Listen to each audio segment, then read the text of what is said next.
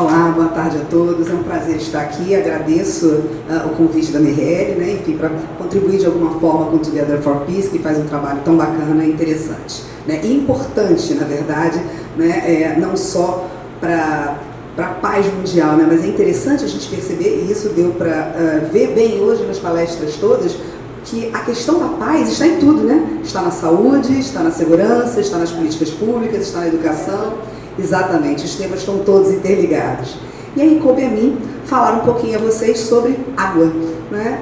E água é vida, né? E sem a água não tem vida, sem vida não tem razão de estarmos aqui falando sobre absolutamente nada. Quando a gente fala da água, é importante a gente lembrar que a água é essencial não só para a nossa vida, mas para a manutenção do planeta como um todo, né? Todos os seres vivos dependem da água para, assim, continuar vivos, por isso intitulados seres vivos, né? Então, a água, ela é um elemento que está presente no nosso corpo, está presente nos alimentos, está presente no meio ambiente, e é curioso, porque às vezes a gente escuta as pessoas falarem assim, a água do planeta vai acabar. Não, gente, a água do planeta nunca vai acabar.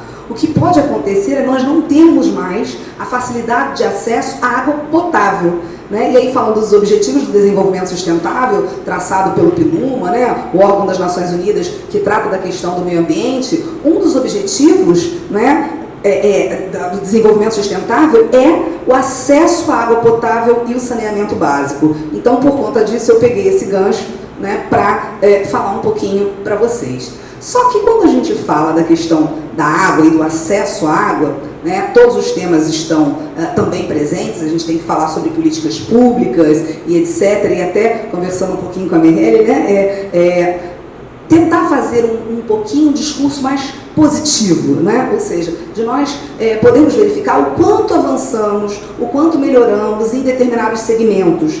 E na área ambiental, especialmente, não só no mundo, mas especialmente no Brasil, nós tivemos um aumento bastante significativo no que tange à proteção, né, do meio ambiente como um todo e das bacias hidrográficas, né? Então isso realmente foi um avanço do ponto de vista legislativo, do ponto de vista jurídico, nós tivemos uma tutela maior do meio ambiente. E aí, como é que a gente fala em sustentabilidade sem falar na responsabilidade que nós temos e deixar esse planeta para as futuras gerações, né? Ainda há pouco a doutora Roberta falou também da questão do envelhecimento tão brilhantemente, né? E é exatamente isso, nós temos esse compromisso intergeracional, porque esse planeta não pertence a nós, né? Essa casa, eu costumo dizer que é a nossa casa planetária, né? A nossa casa planetária, ela pertence aos nossos antepassados, pertenceu a eles, pertence a nós e pertence às gerações futuras, né? Gerações essas que terão uma vida bem longeva, né? Fiquei impressionada com a expectativa de vida de 117 anos para crianças europeias, isso de fato me surpreendeu. Então, né, que planeta nós vamos deixar para essas gerações vindouras, né? Então, realmente, nós, quando abordamos o tema água e o tema meio ambiente, nós precisamos pensar nessa responsabilidade socioambiental que temos, né, para todas as futuras gerações.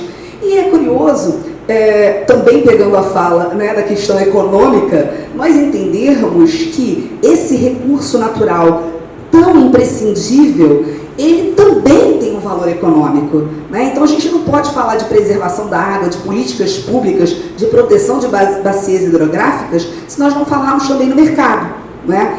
Então a água, ela tem um valor econômico e um valor muito grande. E, infelizmente, uma cultura que se formou no mundo, né, em relação à água, de que é um bem inesgotável, né, de que é um bem que pertence a todos e, ao mesmo tempo, não pertence a ninguém, e de que ele pode ser usado de forma indiscriminada e gratuita, né? Isso foi um erro que foi cometido lá atrás e que, infelizmente, veio, né, se proliferando e que chegou, né, até o momento atual, que é quando os alertas acenderam para, calma, esse recurso, ele é inesgotável, mas ele pode ser destruído com a poluição, né? Porque a gente fica com aquela ideia, a água nunca vai acabar no mundo, de fato. Só que a água potável, ela tem um custo muito grande para, assim, apesar de toda a tecnologia que nós temos hoje, a água potável, ela tem um custo muito alto, né? Nós precisamos efetivamente pensar nisso. E aí o desafio, né, que existe hoje, um desafio mundial, na verdade, é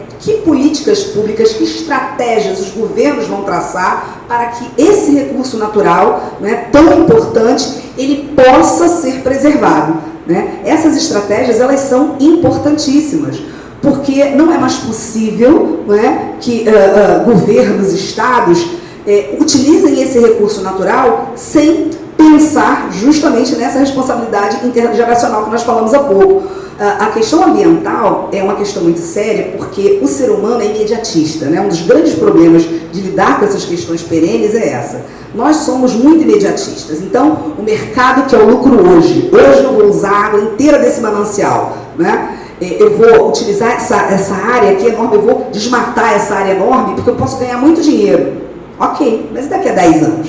Né? Uma árvore leva 200 anos para crescer, dependendo da espécie. Como é que eu posso, né, imaginar que eu vou utilizar aquele recurso natural, né, aquele recurso que pertence a todos nós, não podemos esquecer que é um recurso da humanidade, né, de forma gratuita e indiscriminada. Então, essas políticas públicas, elas precisam ser pensadas. Inclusive, a questão da água já gerou um monte de conflitos internacionais, né, nós sabemos isso. Tem filmes que demonstram, né, a questão interessante, filmes antigos, né, como é que o tempo passa rápido mesmo, né? As duas médicas que falaram anteriormente estabeleceram bem essa conexão, né, da passagem rápida do tempo. Tem um filme chamado Waterways, se eu não me engano, que ele falava justamente dessa questão da briga, né, internacional pela água, de quanto a água ia custar dinheiro.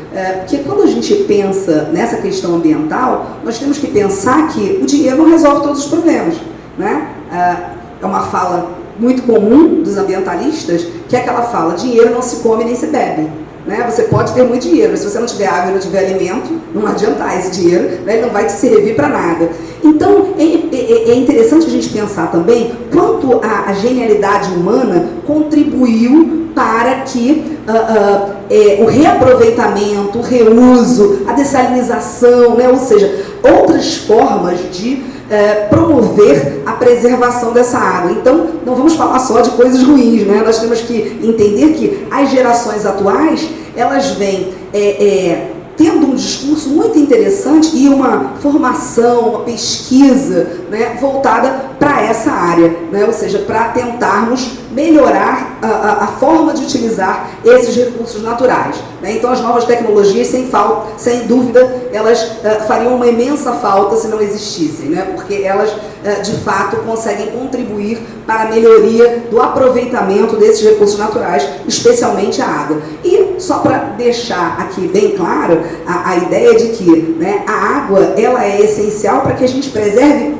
todo o resto. Não existe um ecossistema sequer no mundo que sobreviva sem água. E em matéria ambiental, a gente sempre diz o seguinte: eu preciso pensar globalmente, eu preciso saber o que está acontecendo no mundo, mas eu tenho que agir localmente. É no meu prédio, na minha rua, no meu bairro, na minha associação de moradores que a coisa vai funcionar, né? Porque eu não tenho como ter uma ação que tenha efeitos mundiais de uma hora para outra, né? Então, é a coisa de fazer acontecer devagar, né? Então, por isso, a participação dessas ONGs, tanto no cenário nacional quanto no cenário internacional, tem sido tão importante.